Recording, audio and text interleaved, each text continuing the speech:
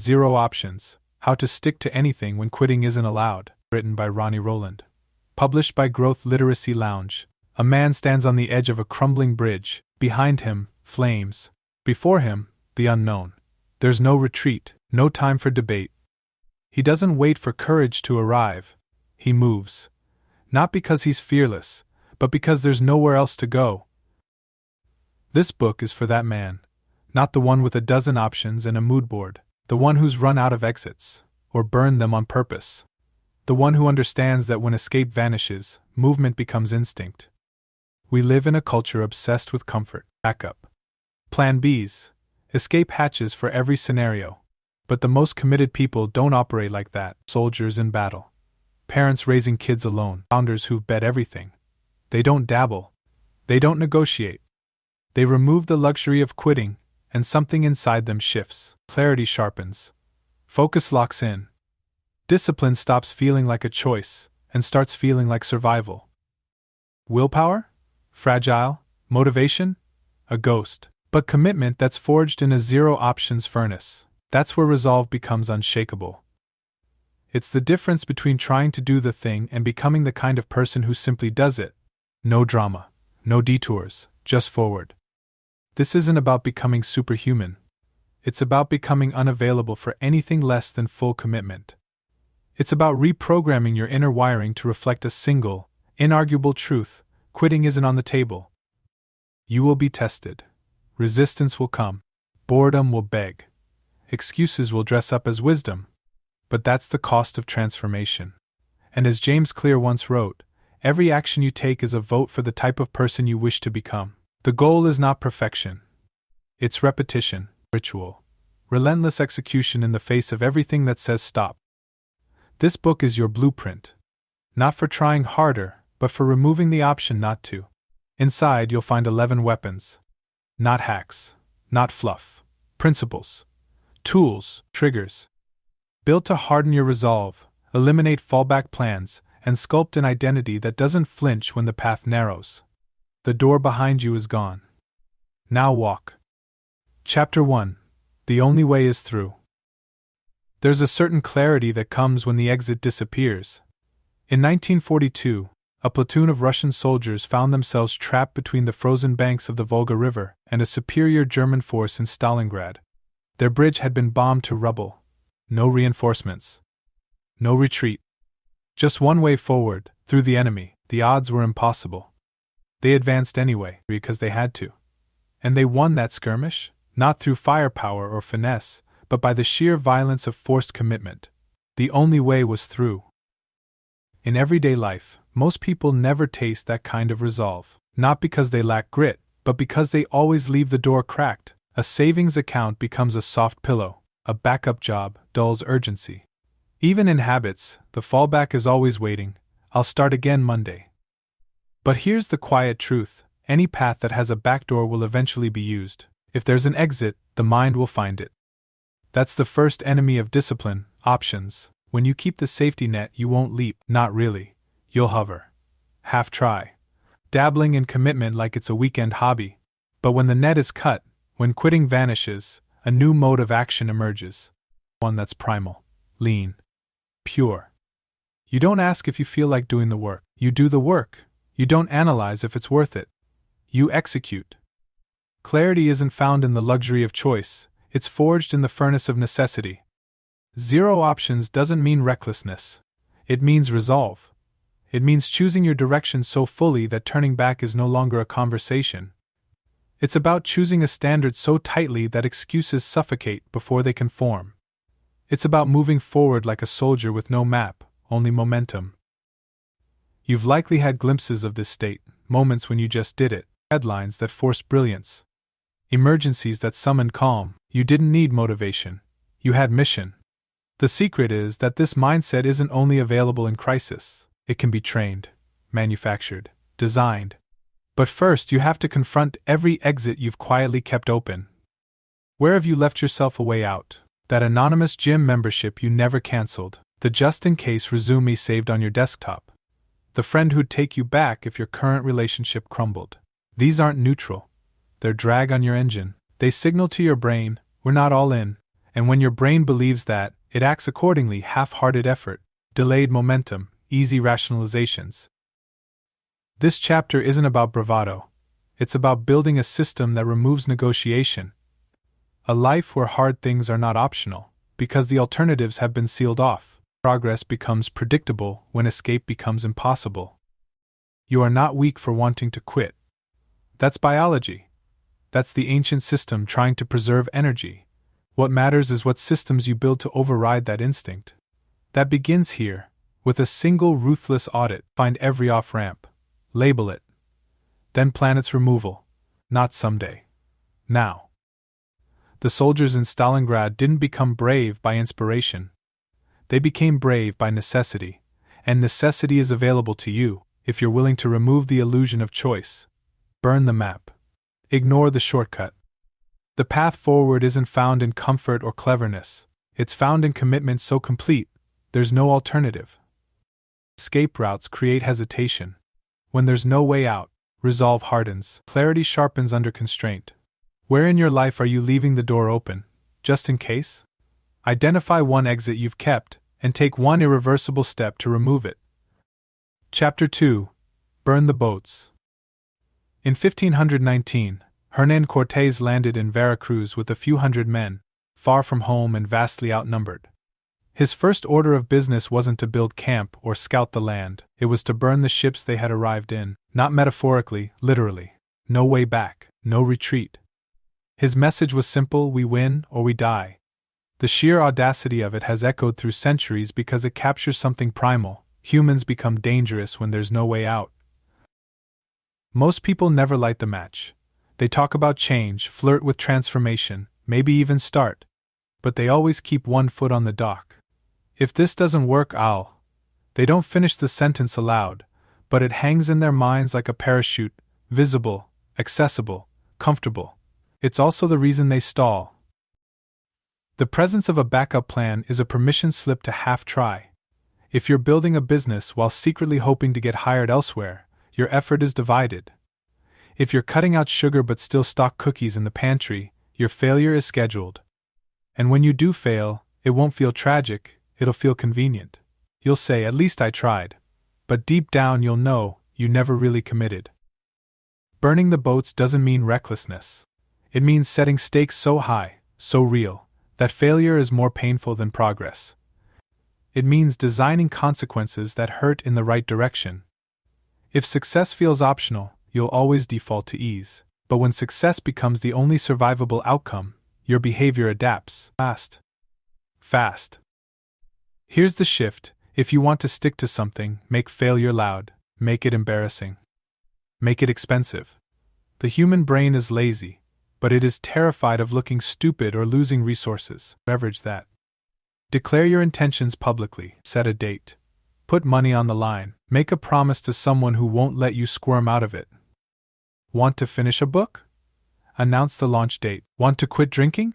Tell 5 people who'll check in. Want to lose 20 pounds? Sign up for a competition, not a class. The more visible and irreversible the commitment, the more your brain adapts to follow through. And it's not just about the consequences. It's about the identity that forms when you act like someone with no off-ramp. Your environment begins to reflect that urgency. Your routines reshape themselves to support it. And strangely, your confidence grows, not because things get easier, but because you know you've removed the luxury of escape. It will feel terrifying at first. That's the point. Courage isn't the absence of fear, it's a vote for the future in the presence of panic. Lighting the match under your own safety plan isn't insanity, it's insurance. It says, "I trust my direction so much that I don't need to return." That's not recklessness. That's resolve. You don't have to burn every bridge. But you do have to destroy the ones that lead backward. Not with drama or theatrics, just decisiveness. Quiet, serious, final. You close the window. You delete the app. You tell the truth. You commit in a way that scares you a little, because that's where the transformation lives. No one changes in comfort. Comfort is where goals go to rot. If you want a different result, you need a different posture. One that doesn't just step forward, it severs the path behind. Burn the boats. and then start building something worthy of the flames. Backup plans quietly sabotage full effort. Real commitment is forged in irreversible decisions. Fear becomes fuel when there's no turning back. What's one area of your life where you've kept a way out, just in case? Make a public, irreversible commitment that aligns with your goal, one that stings if you quit. Chapter 3. Bulletproof Boring. Olympic swimmers eat the same breakfast every day. They train at the same hour. They warm up with the same stretches, dive in at the same cadence, and practice the same strokes, down to the micro movements of their wrists. It's not inspiring. It's not flashy. It's systemized monotony. And it's exactly what makes them lethal in the water. People romanticize change as if it lives in grand gestures. They crave novelty, variety, spice. But novelty is the enemy of consistency. And consistency, boring, unglamorous, ritualistic consistency, is the unsexy backbone of every sustained transformation. If you want something to last, it must become repeatable. And if it's repeatable, it will eventually feel boring. That's not a flaw. That's the point. Discipline isn't forged in inspiration, it's manufactured in design. It thrives in simplicity. Not the curated kind seen in productivity videos, but the kind where decisions have already been made. Lunch is already prepped. Clothes are already set. The workout plan doesn't change.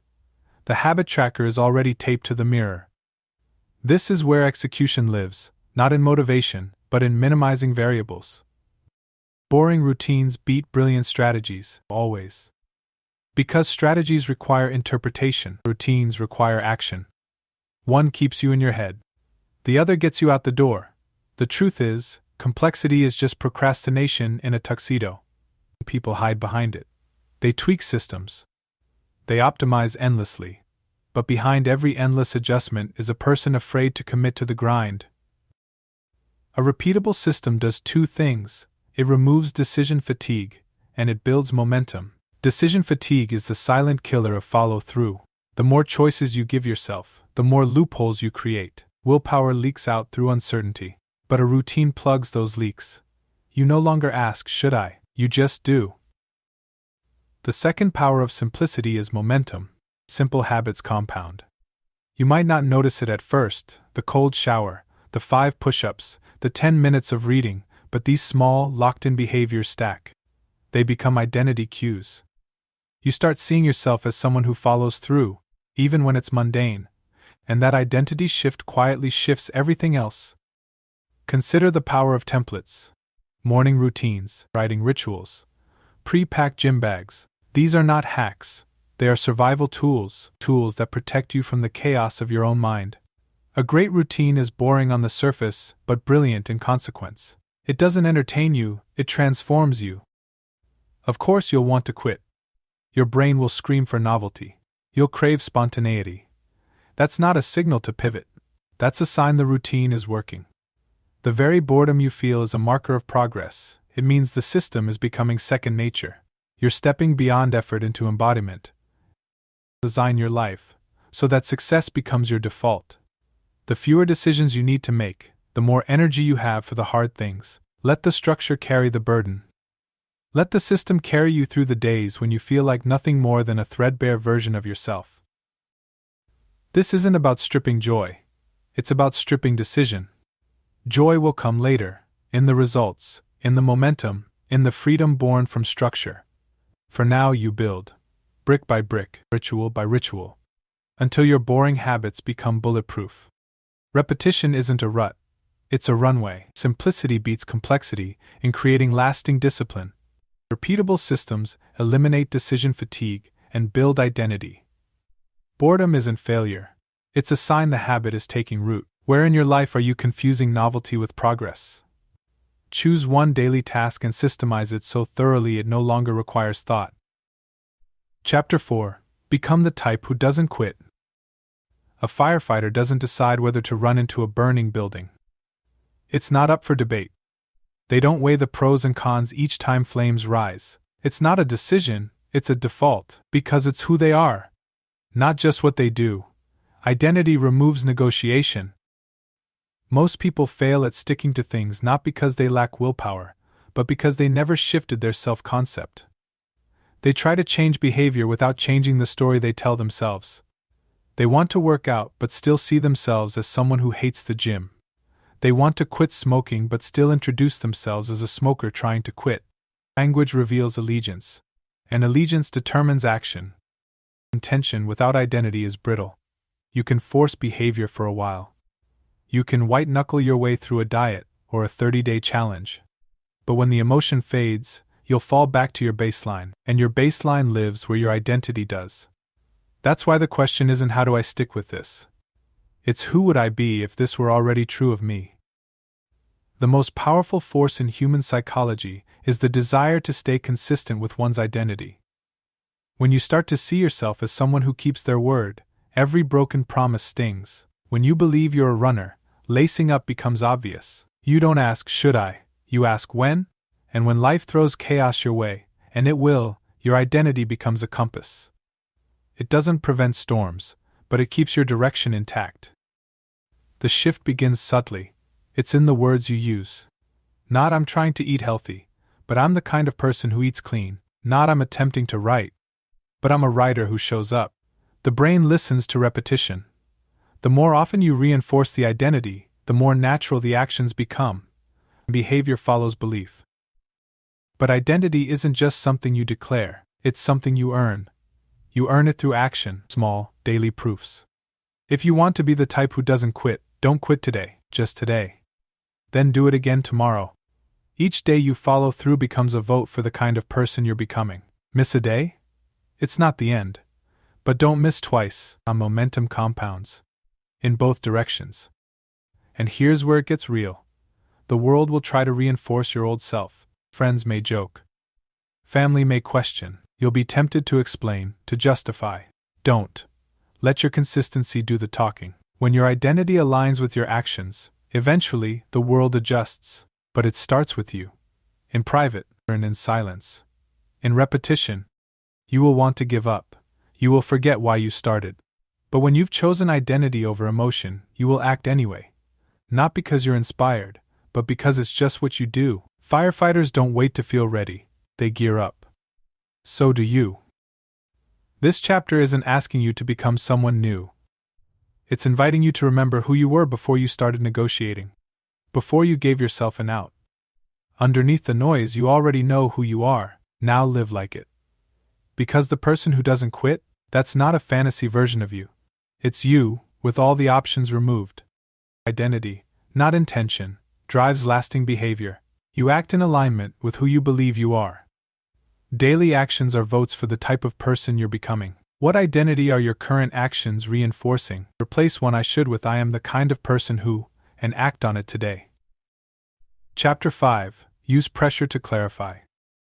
In April 1970, an oxygen tank exploded aboard Apollo 13, turning a lunar mission into a desperate fight for survival. Suddenly, every breath mattered. Power was limited, time was short. And failure wasn't just an inconvenience, it was a funeral. Under pressure, NASA's engineers didn't crumble, they innovated. Fast, aggressively, with parts that weren't meant to be used together. Duct tape, plastic bags. Sheer necessity, they didn't need more resources. They needed more constraint. Pressure didn't paralyze them, it focused them. Pressure gets a bad reputation. People run from it. They seek comfort, ease, balance. But pressure, properly used, is a gift. It's nature's filter. It strips away the fluff, the excuses, the distractions. It leaves you with only what matters, and often, that's the only time people finally get serious. Most goals die not from lack of talent or desire, but from abundance. Too many choices. Too many opinions. Too much time. Too much room to wiggle out of the work. Pressure eliminates the luxury of maybe. It demands now, and in that demand, it exposes what's essential. You've seen it before. The student who coasts all semester suddenly pulls an all-nighter and aces the final. The entrepreneur who can't seem to launch until they burn through their savings, and suddenly build something that works. These aren't random spikes. They're pressure-powered pivots. The difference isn't capability, it's clarity. When you remove the cushion, the mind sharpens. When deadlines loom, priorities align. When something's on the line, money, reputation, consequence, you stop asking irrelevant questions and start making relevant decisions. The pressure forces the trade-offs you've been avoiding, and trade-offs are where real commitment lives. So how do you use pressure intelligently? You manufacture constraint. You shorten timelines. You increase visibility. You set goals that have public consequences. You say yes to things that force preparation. You take on weight before you feel ready, so you grow into the version of yourself that can carry it. The trap is thinking pressure has to be external. It doesn't. Internal pressure, deliberate, structured, and designed, is often more powerful because it comes from alignment, not fear. When you commit to something non-negotiable, you don't need a crisis. You've created clarity by design. You've chosen the narrow road on purpose. And yes, it will feel uncomfortable. It's supposed to. Pressure reveals what comfort hides, your capacity. Comfort tells you stories about what's possible. Pressure makes you prove it. In comfort, you theorize. Under pressure, you act. You don't plan 10 different options, you pick one and execute. Pressure is the edge that makes progress sharp. But there's a line. Too little pressure and nothing moves, too much, and systems crack. Intelligent pressure is calibrated. Not to crush, but to concentrate. The sweet spot is where you're alert, stretched, and a little scared. Not panicked, present, fully alive, fully focused. That's the zone. That's where breakthroughs hide. Constraints aren't limits, they're launchpads. Boundaries don't fence you in, they keep you on the path. When you feel trapped, don't resist it. Use it. Let it clarify what matters. Let it expose the non-essentials. Let it become the fire that tempers the steel of your commitment. You don't need more time. You don't need more freedom. You need the kind of pressure that makes excuses irrelevant, the kind that reveals your real priorities, the kind that turns potential into performance. Stop running from pressure. Build with it. Pressure, when used wisely, brings clarity and momentum. Constraints eliminate distractions and force commitment. The right amount of pressure makes excuses obsolete. Where are you avoiding pressure that could sharpen your focus? Add a deadline, commitment, or visible consequence to your current goal today. Chapter 6. Build in Constraint. Haiku poets write with just 17 syllables. That's it. Not because they lack imagination, but because constraint is the container that sharpens creativity. Within that limit, every word matters. Every syllable counts. The form demands precision, and in that pressure beauty emerges. Constraint doesn't cage genius, it carves it. In a world obsessed with freedom, constraint sounds like a punishment. More time, more options, more flexibility, that's the cultural promise. But too much freedom is paralyzing. The blank page doesn't inspire most people, it terrifies them. Choice overload stalls progress. Infinite options become an invisible trap. Structure isn't suffocating. It's stabilizing. It's the skeleton that makes movement possible. That's why constraints must be designed, not avoided. It must be built into your systems, not left to circumstance. Waiting for the perfect environment to act is a trap. You don't need perfect. You need parameters. And parameters don't limit you, they define your path so you can walk it without detours. Start with time. Time is one of the most powerful constraints you can set. Give a task 4 hours, and it will take 4 hours. Give it 40 minutes, and somehow it shrinks to fit. Parkinson's law wasn't written as motivational fluff, it's a survival law for focus. Time scarcity demands priority. When you don't have time to do everything, you're forced to decide what actually matters. Then, constrain your tools. Too many apps, too many choices, too many tabs open, it's digital gluttony. But productivity dies in abundance. Pick one system, one habit tracker. One place where decisions are made. Don't improve it, use it. Mastery doesn't come from maximizing tools. It comes from minimizing transitions. Physical space matters too. Where you work, where you train, where you reflect. Ritualizing space removes negotiation. When you walk into a space designed for a purpose, your brain switches modes faster. A gym with no mirrors, a desk with no distractions, or a corner chair with a journal. These spaces are constraints, and they become launchpads. The most powerful constraint, though, is non-negotiability. Decide what is not optional. Not when you feel good, not when you're inspired. Every day, no exceptions. 1,000-calorie rule, 10 pages read. 1 cold call made. These are not wishes, they are standards. And standards shape identity. Over time, you stop asking if you can do something, and start behaving like someone who simply does. But what about flexibility? Isn't that important too? Of course. But flexibility is a privilege earned through structure, not the starting point. Structure first, freedom later. When your system is strong enough to function under pressure, then you can experiment. But until then, constraints are your foundation. Without them, you're not flexible, you're scattered. People think the most successful individuals are driven by passion or talent. Often, they're just better at eliminating decisions. They've reduced their lives to a series of triggers and rules, not because they're robots, but because they know their energy is finite. They've built constraints into their days like a formula. Wake, move, write, serve, sleep, repeat. Inside that simplicity, they find their edge. The more chaos your life holds, the more structure you need.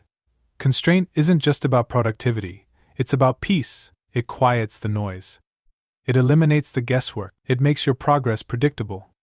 Freedom is found in the boundaries you choose, not the ones you escape.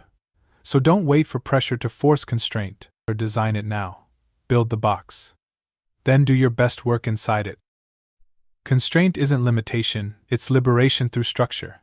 Design boundaries create clarity, consistency, and calm. Systems thrive when choice is reduced and purpose is enforced. Where in your life are you mistaking chaos for freedom? Set one hard boundary around time, space, or tools, and stick to it for the next 7 days. Chapter 7. Expect the wall. At mile 20 of a marathon, runners hit what's called the wall. It's not just fatigue, it's biochemical betrayal. The body's glycogen stores are depleted, muscles scream. Vision narrows. Every step feels like dragging your skeleton through quicksand. Even elite athletes are tempted to quit. The wall doesn't care how much you trained, it shows up anyway. And if you didn't plan for it, it will break you. Every long-term goal has its own version of the wall, the business that plateaus, the habit that gets boring, the project that loses its spark. It's the phase where the honeymoon ends and monotony begins, where results stall and motivation flatlines. It's not dramatic, it's subtle. But it's the place where most people silently surrender. Not with a crash, just a quiet fade. The wall feels like failure. But it's actually a sign of progress. You don't hit a wall at the starting line. You hit it deep into the journey, when real growth is beginning to demand real sacrifice. The wall is the filter that separates dabblers from the disciplined. It doesn't block the path. It is the path, and once you expect it, you can plan for it. The mistake most people make is assuming the wall means something is wrong. It doesn't. It means you've reached the part where transformation begins. Up to this point, momentum and novelty carried you. Now, it's grit, routine, identity. If you expect constant motivation, the wall will seem like a failure. If you expect resistance, it will feel like confirmation. This is where pre-decisions matter. Pre-decisions are choices you make in advance of adversity. When I feel like quitting, I text my accountability partner. When I miss a day, I show up double the next. When I feel behind, I return to the smallest possible version of the habit. These pre-decisions remove the need for willpower when your brain is depleted. You will not feel like continuing.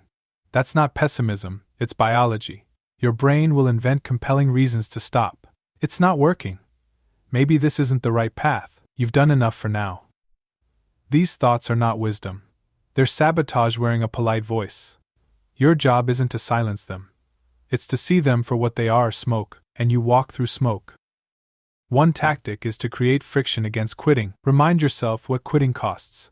Not just in progress, but in identity. Every time you stop, you reinforce the idea that your word can be broken. Echo that you're someone who retreats. That version of you can't stay, so put something at stake. A promise, a deadline, a visible consequence. The more costly quitting becomes, the more likely you'll punch through the wall. The other tactic is to shrink the task. When the wall hits, the goal should get smaller. Don't run 5 miles. Run for 5 minutes. Don't write a chapter. Write 1 sentence. You're not lowering the standard, you're keeping the streak. And in streaks, even microscopic ones, protect your identity from collapse. Eventually, the wall gives way. It always does, but not for the strongest, for the most stubborn.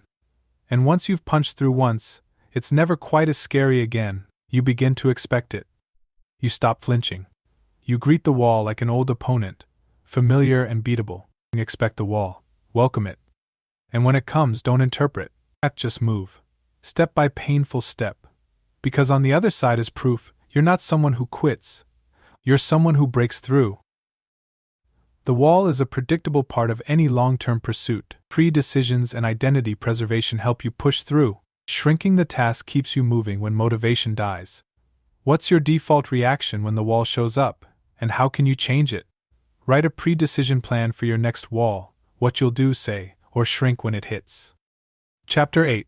Decode your excuse language. Excuses rarely walk in the front door. They don't announce themselves with flashing lights and a bullhorn. They slip in quietly, wearing the disguise of logic. I'll start fresh on Monday.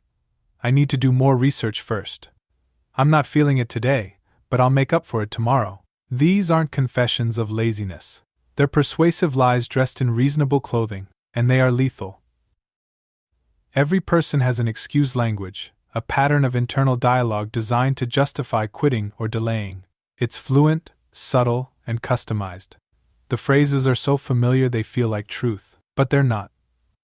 They're scripts, old ones, rehearsed so many times that they pass for insight. But if you never question them, they run your life on autopilot. Excuse language is slippery because it doesn't feel like quitting. It feels like flexibility. It feels like self-care. But flexibility without accountability is just a slow-motion exit. And self-care that sabotages progress isn't care, it's avoidance. The most dangerous excuses are the ones that sound the most mature. I'm being realistic. Maybe. Or maybe you're using that phrase to justify never taking the leap. I don't want to burn out. Possibly. Or maybe you've never actually tested your capacity. I need more time. Sure. But what if more time is just more space to stall? The first step is to write down your go-to phrases. Catch them. In the moment. Put them on paper, the exact words. No editing. Don't evaluate, observe. Once they're written, interrogate them like a hostile witness. Is this objectively true? Where did I learn this pattern? What's the real cost of listening to it again? Awareness isn't enough, though. You need a counterscript. A set of replacement lines that are just as rehearsed, just as automatic, and far more powerful. I finish what I start. My word matters. It doesn't have to feel good to be right. These aren't affirmations, they're weapons, language that fights back. You don't argue with the excuse, you override it. This is where if, then planning becomes a tactical tool. If I say I'll do it later, then I must do it now. If I think I don't have time, then I'll act for 5 minutes anyway. These conditional blueprints are like tripwires for your excuses. They trigger a pre-loaded behavior, not a debate. The goal is to reduce friction, not win arguments with yourself. You can also disarm your excuse language by making your actions more visible. Public tracking. Shared calendars. Accountability check-ins. When your behavior is seen, your excuses shrink. Not because shame is the goal, but because exposure eliminates the comfort of self-deception. It forces alignment. Here's the brutal truth. Most of your excuses are based on protecting comfort, not protecting values. Your future doesn't need protection. It needs discipline. And discipline starts with honesty. The kind that slices through justifications with surgical precision. That honesty isn't cruel. It's clarifying. Eventually, your excuse language will still whisper. But it will lose its grip. You'll hear the phrase, and instead of obeying it, you'll smile. Recognize it. Walk past it. Because now you know the voice, and you've trained yourself to move anyway. You don't need more willpower. You need fewer scripts. So decode them. Break the loop. And replace it with a sentence that ends in action. Excuses often masquerade as logic or maturity. Identifying your excuse language is the first step to disrupting it. Counterscripts, and if, then plans help rewire automatic quitting patterns. What's the most believable excuse you regularly use, and what truth can replace it? Write down your top 3 excuse phrases, then create a counterscript, and if, then plan for each. Chapter 9: Discipline as Design. Discipline gets mythologized. People treat it like a rare trait, something you're either born with or spend years meditating in a cave to acquire. They imagine a stoic monk rising at 4 a.m., untouched by desire or distraction. But in reality, discipline isn't about moral superiority. It's about architecture, systems, defaults. The most disciplined people you know are usually just better designers. What looks like self-control is often pre-decided behavior baked into daily structure. The Navy SEAL who never misses a workout isn't battling inner demons each morning. His clothes are ready. His schedule is fixed. His decision was made a decade ago. The monk doesn't resist temptation every hour. He lives in a monastery. Temptation was eliminated through context. Discipline isn't about constantly saying no, it's about rarely having to. If you rely on willpower, you will lose. Willpower is a finite resource. It drains quickly, especially when you're stressed, tired, or overwhelmed.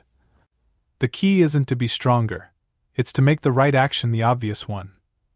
That's what design does. It turns discipline from a daily fight into a foregone conclusion. Look around your environment. Every element is either helping or hindering your follow-through. If your phone is next to your bed, you'll check it. If junk food is in the kitchen, you'll eat it. If your workspace is cluttered, you'll drift. None of these moments are moral failures. They're design failures. And design can be fixed. Start with friction. Make the bad habits harder. Add steps between you and failure. Log out of the app. Unplug the TV. Don't keep temptations just in case. The goal isn't to prove you're strong. The goal is to build a world that doesn't constantly test you. At the same time, reduce friction for the good habits. Put the book on your pillow. Lay out the gym clothes the night before. Prep the meal ahead of time. Don't wait for motivation. Set the trap. Then automate. Use alarms, timers, calendars, anything that removes the need to remember. The less your progress depends on mental effort, the more sustainable it becomes. This isn't laziness, it's leverage. Every automated behavior is one less thing to wrestle with. The best systems are boring. They don't depend on mood, they don't flex with how inspired you feel, they just execute. That's what makes them powerful. And once a behavior is automated long enough, it stops feeling like discipline, it becomes identity. You no longer try to do the thing, you just do it. You're not a person waking up early. You're an early riser. You're not trying to eat clean, you're someone who eats clean. That's the shift. Design extends beyond the environment. It includes social design, who you spend time with, who holds you accountable, who mirrors your standards. If you surround yourself with quitters, you'll quit. If you spend time with people who don't negotiate with themselves, you'll start modeling their internal posture. Peer pressure doesn't end in high school, it just changes clothes. Discipline isn't a talent. It's a blueprint. You don't need to become a new person. You need to build a new system. Design your space, your schedule, your people, and your triggers so they lead you where you want to go, even on the days you don't feel like it. The most disciplined version of you isn't hiding behind willpower. It's hiding behind better design. Discipline isn't a character trait, it's a system of defaults and design. Reduce friction for good habits and increase it for bad ones. Environment and automation shape behavior more than motivation does. What design flaw in your daily routine is currently sabotaging your discipline? Make one change to your environment today that makes a good habit easier or a bad habit harder. Chapter 10: Stack the Win.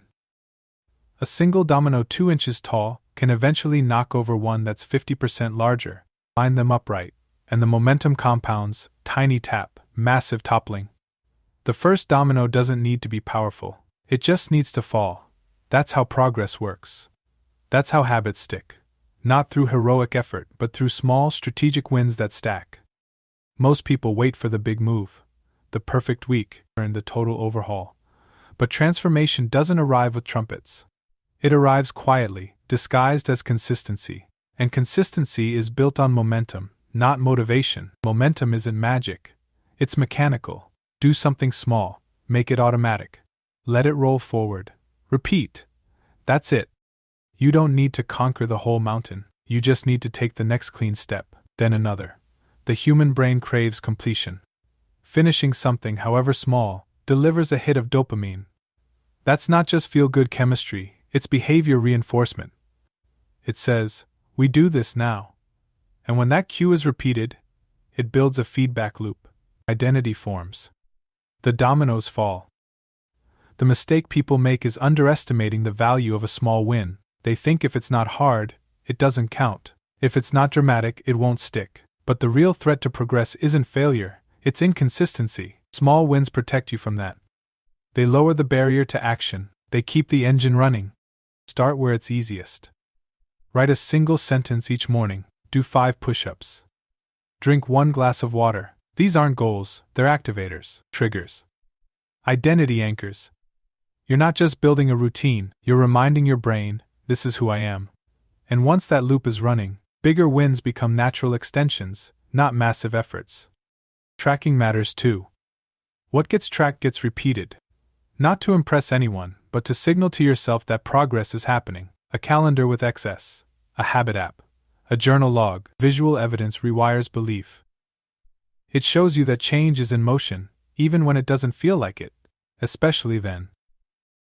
The compounding effect of small wins is often invisible at first. You eat 1 healthy meal, nothing changes. You meditate for 5 minutes, your mind still races. But over time, consistency stacks into identity, identity shapes behavior, and behavior reshapes outcomes. This isn't theory. It's trajectory math. 1 degree off over time becomes an entirely different destination. It's also armor against relapse. Big efforts burn out, big goals overwhelm. But a streak of small wins can carry you through resistance. Even when life gets chaotic, you can still hit the basics, you can still protect the streak. That kind of consistency builds trust, not with others, but with yourself, and that trust is foundational. If you don't believe you'll show up, nothing sticks. There's pride in momentum. It doesn't come from crushing milestones, it comes from stringing days together. Quiet wins. Daily proof. You don't need to break records, you just need to not break the chain. Progress isn't measured in quantum leaps. It's measured in days stacked like bricks, solid, boring, faithful. So forget the crash diet, the 90-day sprint, the overnight fix. Build streaks, build reps. Build wins so small they're unskippable, then defend them like they matter, because they do.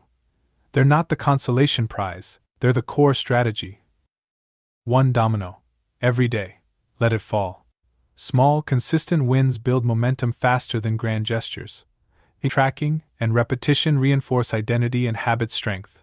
Progress stacks when effort is sustainable and streaks are protected. What's 1 tiny win you could repeat daily that would reinforce who you want to become? Choose 1 action so simple you can't skip it, and do it every day for the next 7 days, no matter what. Chapter 11. Reality bends to ritual. There's a reason world-class performers treat their routines like sacred law. Writers sit at the same desk, at the same hour, rain or shine. Athletes warm up with the same drills, even when they're bored of them. Musicians run scales like it's religion. Not because the rituals are exciting, but because reality bends to what's repeated. Over time, what you do becomes who you are, and who you are becomes the world you shape. Most people wait for inspiration. They want the spark before the motion. But pros reverse the order. They show up first. The spark comes after. Maybe. If it doesn't, they keep going anyway. Because they know rituals aren't dependent on how you feel. They're dependent on what you value. And if you value growth, you ritualize it, until the practice becomes part of your reality. Rituals are different from habits. Habits are behaviors. Rituals carry meaning. They're symbolic. They mark a shift. The moment the shoes go on, the coffee brews, the notebook opens. These cues train your brain to enter a new mode: focus, creativity, discipline. Rituals eliminate transition friction. They grease the gears between identity and action. But here's the part people miss: rituals don't have to be elaborate. They just have to be intentional. Lighting a candle before journaling, playing the same playlist before working out, reading 1 sentence of a book to kick off a study session. The ritual isn't the goal. It's the trigger. The pattern your body and mind begin to associate with motion. Over time, the ritual becomes the door, and you walk through it automatically. Consistency is built through rhythm, not willpower. You don't fight every day. You design the dance, a morning stretch, an evening reset, a midday focus reset. These small anchors pin your day into structure. Without them, the hours drift. Time expands and collapses, but when rituals are in place, your life gains contour, and contour creates control. Even chaotic lives can hold ritual: the parent with toddlers, the entrepreneur with erratic meetings, the student juggling multiple deadlines. Ritual isn't about the luxury of perfect conditions, it's about the power of repeatable anchors. A single breath before a call, a minute of silence before eating. These are small acts. But small acts done consistently reshape reality. Don't confuse spontaneity with freedom. A life without ritual is a life governed by emotion. Mood sets the course. Energy dictates engagement. It's reactive. You don't lead, you respond. But with ritual, you lead yourself. You show up on purpose, before the world tells you what to become that day. That's not rigidity, that's authorship. There's dignity in ritual. It says, this matters. Even when it feels small. Especially then, rituals are declarations. They say, I will show up no matter what. And in that declaration, you reshape the contours of your reality, slowly, repetitively, unfailingly. Your brain won't always reward you immediately. You'll go through dry spells. Days when the ritual feels flat, weeks when progress is invisible. That's when you lean harder, not into intensity, but into repetition. The longer you show up, the deeper the groove gets worn. Eventually, showing up becomes the only option. It's not effort anymore. It's identity. The version of you you're becoming? That version isn't waiting on a breakthrough. It's waiting on a ritual. Rituals are identity cues that trigger consistent action. Repetition builds rhythm, which shapes daily reality and momentum. Rituals are not habits, they're signals of what you value and who you're becoming. What is one meaningful, repeatable action that could anchor your day starting tomorrow? Design a personal ritual around one habit you want to reinforce. Keep it simple, specific, and daily. Take and be well.